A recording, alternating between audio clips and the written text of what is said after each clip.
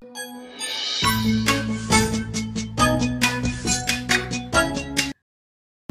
adik-adik, sebelum kita belajar, untuk adik-adik yang ingin bergabung di grup WhatsApp Bimbel Lucky, langsung klik linknya ada di deskripsi video ini. Atau adik-adik bisa WhatsApp saja ke nomor di bawah ini. Nah, nanti untuk linknya akan dikirimkan ke WhatsApp adik-adik. Dan ingat ya adik-adik, ini gratis. Serta hati-hati terhadap penipuan. Jika ada yang mengirimkan link selain nomor yang ada di bawah ini, itu berarti penipuan. Di dalam grup nanti adik-adik bisa mengetahui segala informasi tentang pendidikan atau yang lainnya. Yuk gabung sekarang juga. Soal nomor 1. Bacalah teks berikut ini untuk soal nomor 1 sampai nomor 3. Pertanyaannya, mengapa Louis menjadi buta? Silakan adik-adik di-pause terlebih dahulu untuk videonya agar kamu bisa membaca teks yang ada pada layar. Nah, pertanyaannya, mengapa Louis menjadi buta? Pada teks tersebut sudah dijelaskan Louis menjadi buta karena terkena infeksi mata yang parah saat usianya 3 tahun. Jadi untuk jawabannya itu ada di pilihan A, karena matanya terkena infeksi yang parah. Soal nomor 2 untuk teksnya masih sama dengan soal nomor 1. Pertanyaannya adalah, apa yang ditemukan Louis ketika ia berusia 12 tahun? Nah adik-adik, untuk temuan Louis ketika ia berusia 12 tahun, pada teks dijelaskan adalah Louis mengetahui metode komunikasi diam-diam yang digunakan oleh militer Perancis. Jadi jawabannya itu ada di pilihan B. Soal nomor 3, untuk teksnya masih sama dengan soal nomor 1 dan nomor 2. Pertanyaannya adalah, temuan apakah yang dihasilkan Louis yang bisa bermanfaat hingga sampai saat ini? Nah, adik-adik, pada teks dijelaskan untuk temuan Louis yang hingga sampai saat ini masih berguna dan digunakan oleh seluruh dunia itu adalah huruf Braille. Yang mana untuk huruf Braille ini digunakan oleh komunitas tunanetra di seluruh dunia. Berarti jawabannya itu ada di pilihan C, huruf Braille. Dan untuk kata dari tunanetra ini berarti orang yang tidak bisa melihat. Soal nomor 4, penggunaan tanda kutip yang kurang tepat terdapat pada kalimat titik. Nah adik-adik, sebelum Kak Evan menjawab soal ini, Kak Evan akan menjelaskan untuk penggunaan tanda kutip. Jadi untuk tanda kutip itu digunakan untuk mengapit petikan langsung atau kalimat langsung. Kemudian digunakan untuk mengapit judul puisi, judul lagu, judul naskah, artikel, dan sebagainya. Nah, dari pilihan A sampai pilihan D, hanya di pilihan D yang tidak ada tanda kutipnya. Berarti ini adalah jawaban yang kurang tepat. Jadi, jawabannya ada di pilihan D. Soal nomor 5, penulisan huruf kapital berikut ini benar kecuali titik. Adik-adik, pada soal nomor 5 yang ditanyakan kecuali, berarti kita cari yang penggunaan huruf kapitalnya salah. Untuk penggunaan huruf kapital atau huruf besar, ini digunakan yang pertama sebagai huruf pertama awal kalimat, kemudian huruf kapital digunakan untuk nama orang, lalu nama benda, atau nama tempat. Nah, kalimat yang salah pada nomor 5, penggunaan huruf kapitalnya itu berada di pilihan B, yaitu ia tidak pulang pada hari Lebaran. Kenapa salah? Karena untuk kata hari di sini harusnya memakai huruf kecil, H kecil. Lalu untuk kata Lebaran ini sudah betul. Untuk L-nya ini merupakan huruf kapital. Soal nomor 6, berikut ini yang bukan ciri-ciri kalimat pendapat atau opini adalah titik.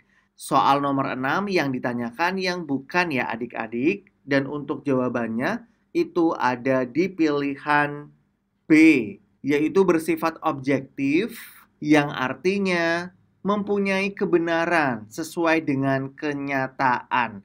Dan ini merupakan ciri-ciri dari kalimat fakta. Soal nomor 7, urutan langkah-langkah menyimpulkan isi pidato yang benar adalah titik. Langsung kita lihat adik-adik untuk urutannya.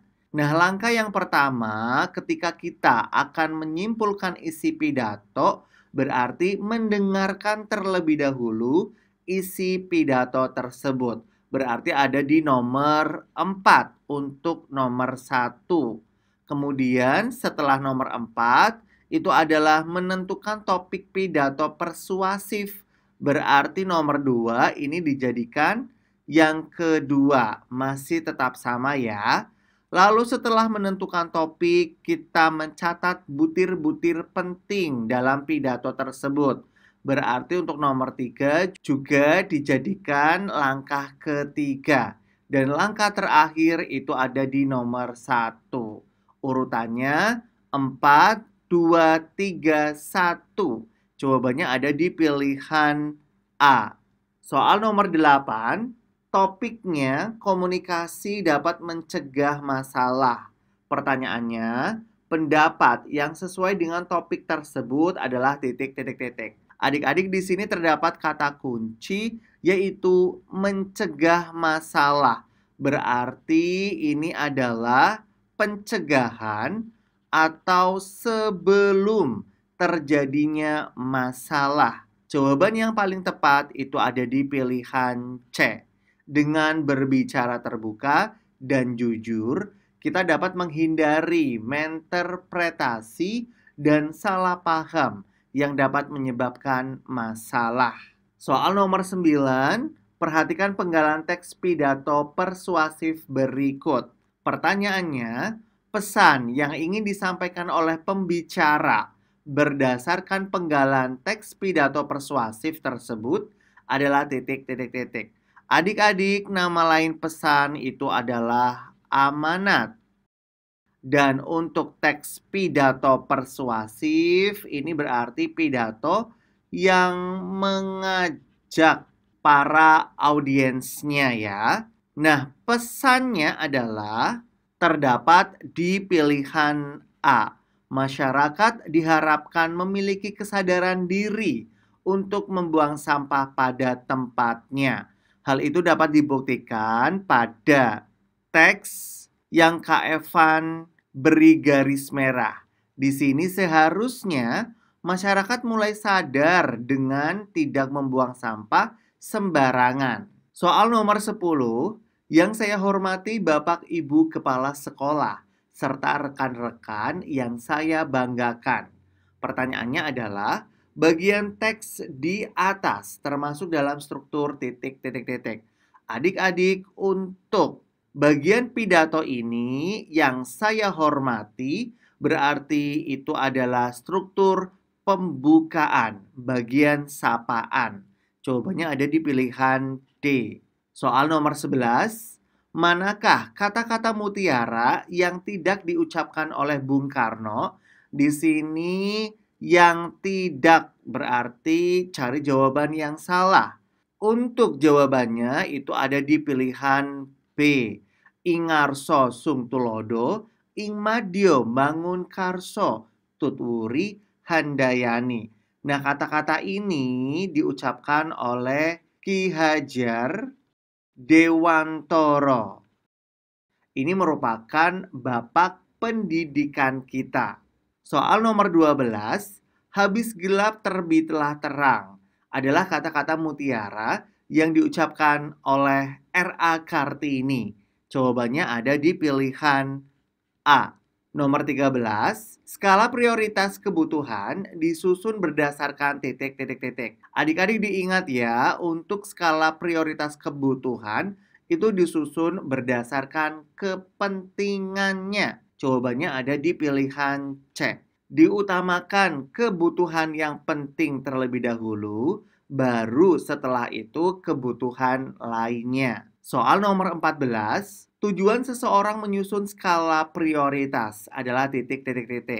Adik-adik diingat untuk tujuan seseorang dalam menyusun skala prioritas itu adalah dapat memilih kebutuhan yang harus dipenuhi terlebih dahulu. Jawabannya ada di pilihan B.